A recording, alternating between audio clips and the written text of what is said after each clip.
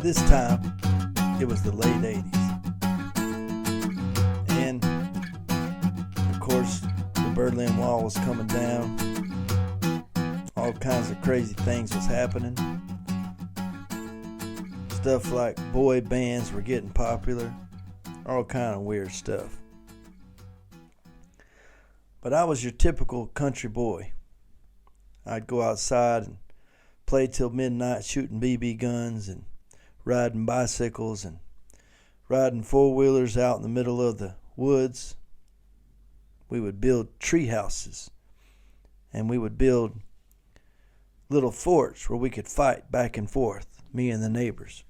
We even had a little bicycle gang where we would claim turf and go fight against other kids in the neighborhood. And that was the life I was living. But I had just come out of that, and now I was in the middle school years. The years that everybody dreads. Those years that you're trying to find your identity. And I thought my identity was going to be in sports. But I had a coach that thought otherwise. And it seemed like he was doing everything he could to keep me from being able to be the man that I wanted so desperately to be, an athlete. So every day in PE I worked hard.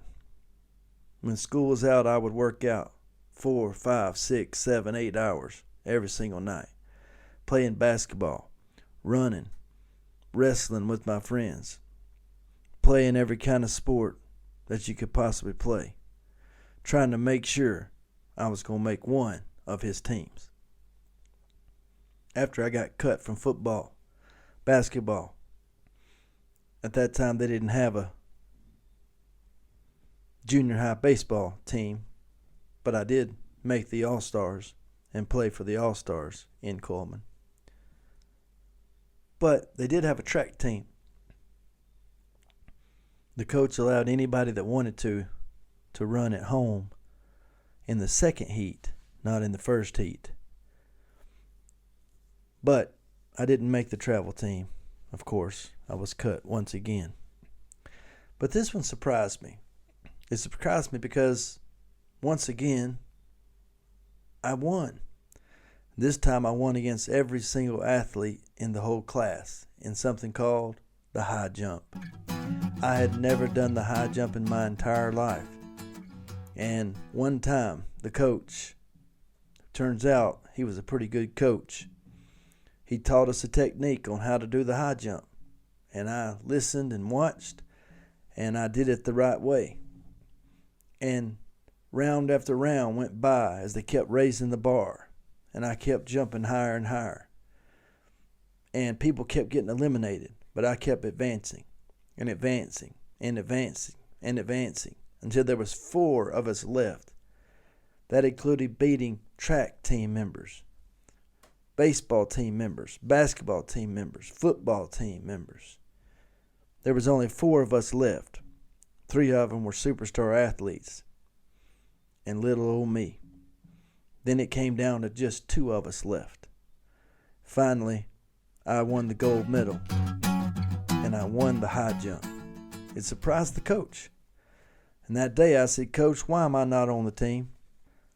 You can't tell me that I'm the highest jumper in the whole 8th grade and not good enough to be on your middle school track team."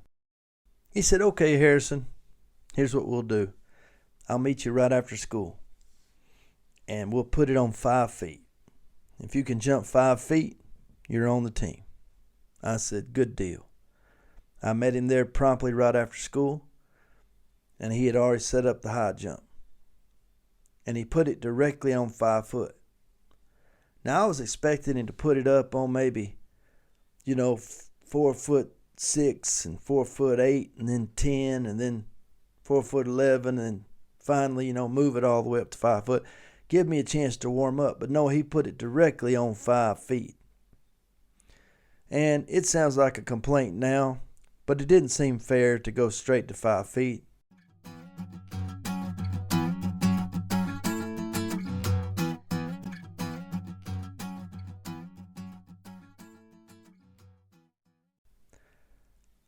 I didn't have any shorts. I was wearing jeans. and probably looked like the redneck that I was. Pay attention, because this is going to come up later. And I faulted it on my first jump. So he gave me a second try. He told me I got 3 tries to clear 5 feet. On my second try, I barely missed it. Then on my third try, I actually pulled a hamstring because I had not warmed up. The coach looked down at me and said, "Better luck next year, Harrison." And I said respectfully, "Coach, there won't be a next year because I'm going to go to a different school. I'm going to go to Vermont because I'm in their district. And next year I'm going to come back and we're going to destroy this school in every single event that we are in." And he smiled and he said, "Good luck to you. Wish you the best, and I hope you do it." Well, all I did for the next 9 months was think about defeating him. I trained 8 hours a day, jumping and building muscle and running. And I remember him making fun of the county schools and saying, "Oh, they show up in blue jeans and high tops and all this stuff, and some of them are smoking right before they run." And he wasn't lying. He was telling the truth. All that was true. But I remember thinking, I'm going to tell my team what he said about them and get them fired up about beating the city team. And so I told the whole track team, "You know the coach doesn't respect you from Coleman. He makes fun of you guys. He says y'all wear high tops and that you wear blue jeans and that you smoke before you run. He makes fun of you. And he says that you drink in between rounds." And I said, "It's time for us to look like a serious track team. And I want every one of y'all to buy some track shoes tomorrow. And I want you to start looking like a track team." Now you'd think it'd be the coach that would say this, but he didn't have that much to say. And I loved my coach. But he didn't really have that much to say when it came to track. That wasn't his thing. He was a football coach. And he was kind of doing what he had to do. So I said, "We're going to look like a team." I said, "We're not going to smoke. We're not going to wear blue jeans. We're going to wear proper shorts and proper shoes. And we're going to train every single day the way you're supposed to train. We're going to become a team." And that year, during football season, which I did play, during basketball season, which I also made the team and played, and during baseball season, which I also made the team and played, I also played on the track team and ran in 5 events, which was the maximum amount of events they would allow anybody to do. I was surprised that they put me in 5 events, but I thought it was cool because I knew that Coach Calvert would notice that I was in 5 events. We were invited to the Coleman Classic, where we would go back to our former school. And I would compete against my former Coleman Bearcats. But now I was a Vermont Eagle and proud to be one. Couldn't wait to unleash what I had been doing for the last 9 or 10 months, training for this very moment. He looked at me, Coach Calvert did, and he knew something was different in my eyes. I had something flowing through my veins, and I was ready to show him who was boss. And that's exactly what I got ready to do. You see, the year before, I had proved myself in wrestling, and I had proved myself in winning the high jump out of everybody in my class. So I knew I was good enough, which means there was something flaky going on, something weird going on. They were picking people not because they were the best, but because of somebody's last name. You see, the year before, I'd also done a couple other things to prove I belonged. We were playing football across the street, and it was the football team versus everybody else. That's pretty fair, right? No, it wasn't fair. But it was fun for the coaches to watch the football team destroy us in a two-hand touch football game. But something happened that day.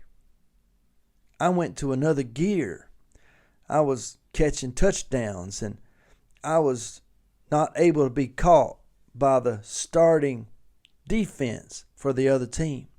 I was catching up with players who were the running backs and who were the stars for the offense and the defense for the actual football team.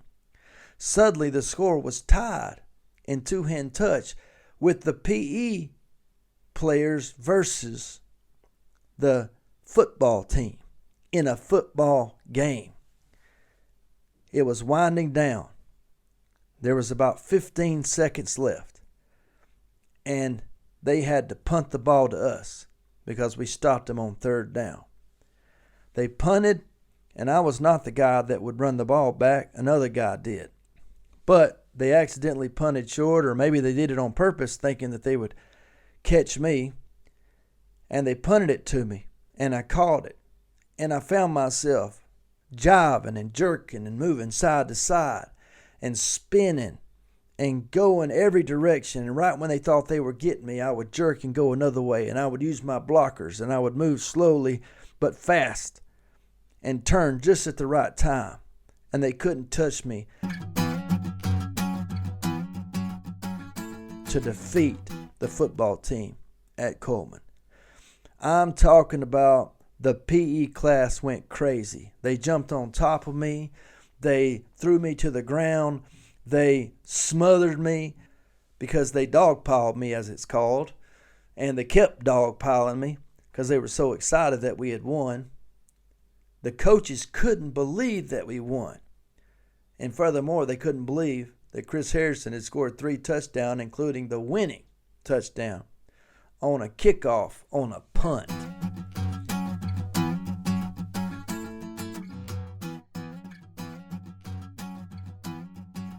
But I went the full distance of however far it goes when they do punt. And so when they punted to me, I think I caught it on about the 20-yard line. So that means it would have been about an 80-yard touchdown that I ran against them. Not able to be caught by anybody. And we won the game. So I knew that I won the high jump. I won the wrestling for the whole class. I was on the team that defeated the Coleman mighty football team, and I was the guy that scored the winning touchdown. And so all those things are going for me. So there's no way I wasn't good enough of an athlete to be able to be a part. And also that very year I won, and I was only one of 3 that won the President Fitness Award. Back in those days, they did something called the President's Fitness Challenge. You had to do so many pull-ups in a certain amount of time, and you had to do so many times that you ran and dropped a block and picked up another one and dropped it off in a certain amount of time. And you had to do all these different things, and it was a major privilege when you won the award. Well, I was one of only 3 in our class that won the award. And in doing so, I was listed out of 110 male students in the entire class as being the number 3 best overall athlete in the whole school. Those 4 things let me know I deserved to be there, and I should have been on one of the teams. And I couldn't understand what the coach had against me, why he didn't want to have me on his team, what he was missing, what he couldn't see that everybody else could see. I certainly could see it. But I tell you this, the next year he would find out that he made the mistake of his life, at least his coaching life, up to that point, because he was about to find out what would happen when somebody that was already good enough to be on his team had spent a year thinking about embarrassing him at his own house at the Coleman Classic. You're going to enjoy that story. Hang tight. If you've been listening so far, you might be thinking, man, this guy's arrogant. He sure does like to talk about himself and how good he was. Well, this story's got a whole nother layer to it. Whole nother layer about what happened between me and the coach, and some of the things that God's grace did between us, and how God used that man to change my life to the positive. But that's for another time. But I wanted to give you a little bit of a heads up that it's not all about me. It's about how God turned my life around and moved me from being a person that used anger as a motivator to somebody that was motivated to please God alone.